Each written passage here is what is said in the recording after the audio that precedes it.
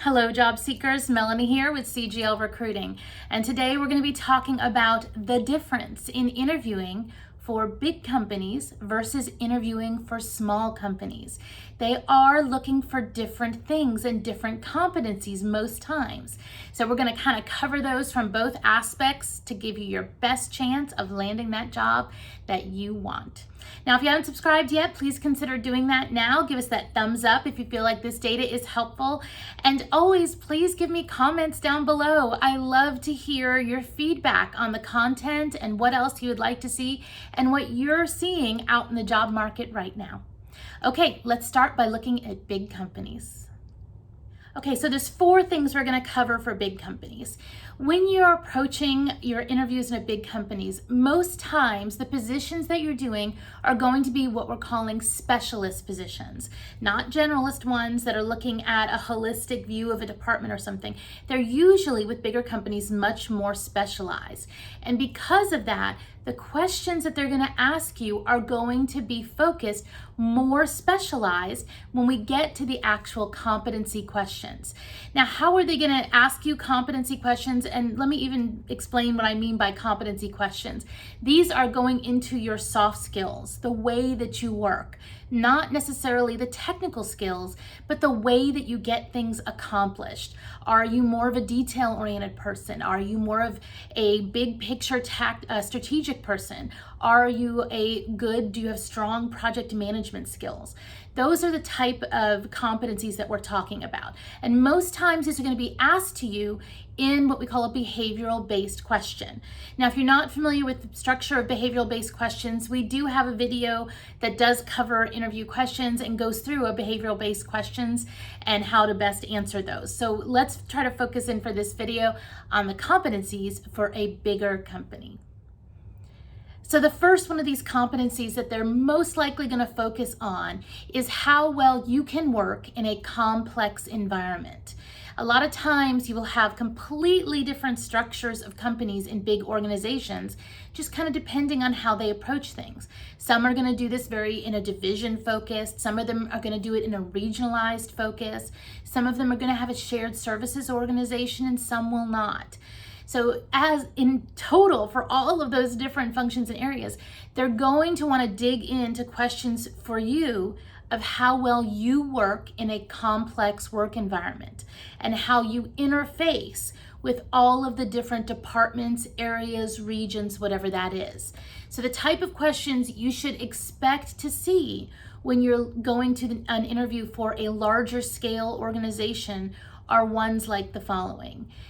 Tell me about a time when you had to get a project completed that involved multiple departments.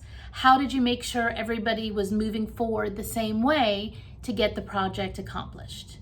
And that is really and truly trying to dig into the heart of how do you approach them? Are you somebody that relies on written approach? Are you very detailed and document oriented? Are you one that gets the different departments together for meetings and touch base points? Do you use a certain project methodology? They're trying to see how you as a candidate are going to interact within that more complex environment where a lot of times things can be very, very siloed. And that is something that a lot of times they're even bringing people in trying to break those silos. So you're going to have to get across to them your best strengths in dealing with that type of highly matrixed or very complex organization.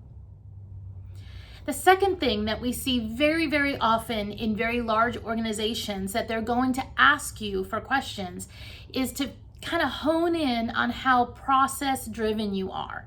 And the reason for that is when you're a smaller company, you can fudge a little bit on some of the processes and not be quite so have to get it done this way, have to follow this, have to do this. I mean, of course, depending on what it is, right? If it's safety, you always got to do that kind of stuff. But for other things, when you're dealing with a large corporation, because there are so many people and so many moving parts within the organization, they're going to want to see that you are able to be process driven and follow through a path.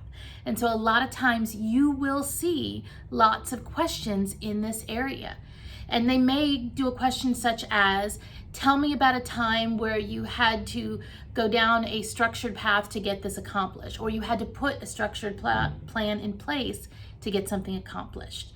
They're trying to see, are you able to do that kind of repeatable process again and again? So it is something that you should be ready for, knowing that they are looking for individuals that are going to have those process and steps created. Okay, so the third one that you need to look out for when you're doing larger organizations is when we're talking about how you interface and communicate with people, they're going to be focused on how you interface across departments, maybe even across geographical regions.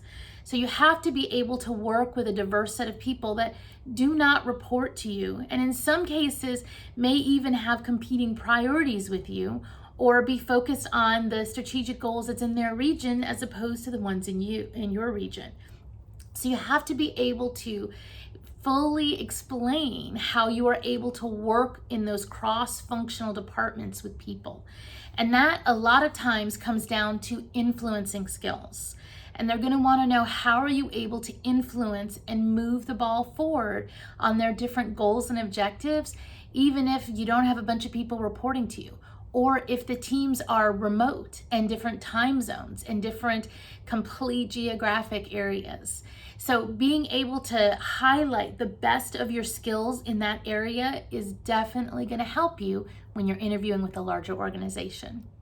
Okay, now that we've gone through our larger organizations, what should you do when you're interviewing for smaller organizations? Well, remember, the organizations like you more as that specialist, right? Because they have lots of people in different departments. The smaller the organization is, the more they're going to want to know that you're more of a generalist. Now, this doesn't mean that you don't have strong technical skills in your area. If you're, in accounting, you have strong accounting skills. If you're in procurement, you have strong procurement skills. But they're going to want to know that you have more of a generalist, holistic outlook on things. Because most times in a smaller company, you may be asked to work on projects outside of your norm. A lot of times it's even a huge advantage to them because you bring a different perspective and view to whatever project they're doing. So they're definitely going to be looking at you more in the generalist side. So when you are interviewing for those smaller companies, it can be beneficial to talk about where you've stepped outside of your specialist role to help influence the company in another way.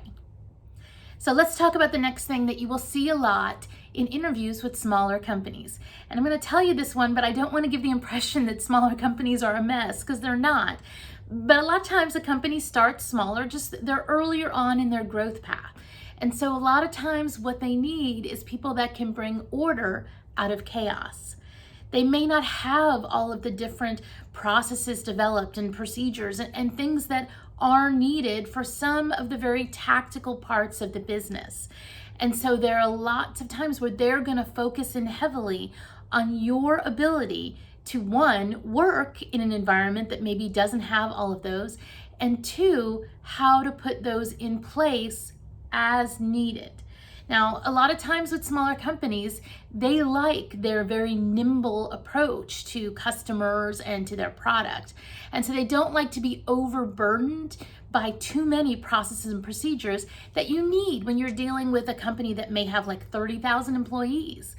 But there is that chaos that there does need some level of order and structure put to. So it's very common for you to get questions when you're looking with a smaller company about how well you will deal with ambiguity and how you are able to get from a thought or a vision or a mission to actual defined goals that the organization can help move forward with.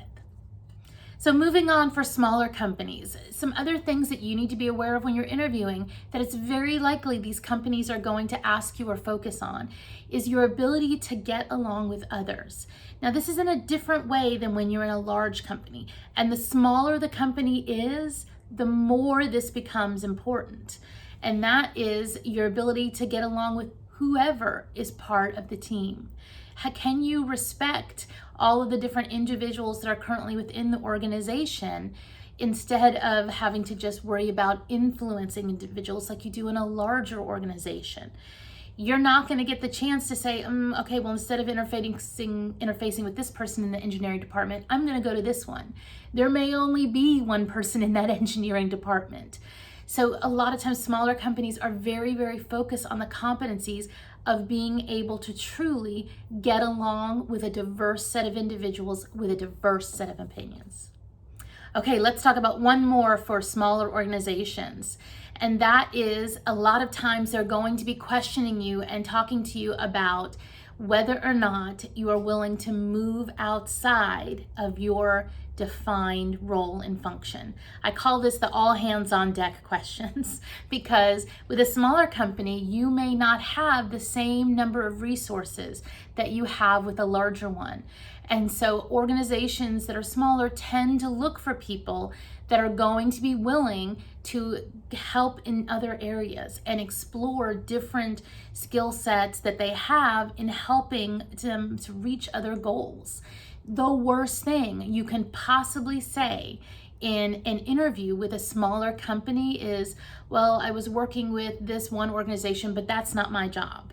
That is the absolute worst thing you can do because that's a competency that actually just inherently runs against small companies. So you really want to try and focus on your areas of your positions that you've done in the past that are more broad. And listen, not every company is for everybody. So if you are that person that you really like to stay focused down one path, doing one thing, you may want to swing your job search more towards that larger company that has the ability for people to be more specialists. Or if you're one of those people that truly likes being a generalist and likes having that variety in your work, you may want to swing down more towards the smaller companies. Both are valuable and both can give you a great career, but sometimes it is important to know yourself well enough to know which one you're going to match to best. So tell me in the comments below, what do you think? Are you more of a big person company? And if so, why? Or are you a small person company? And if so, why?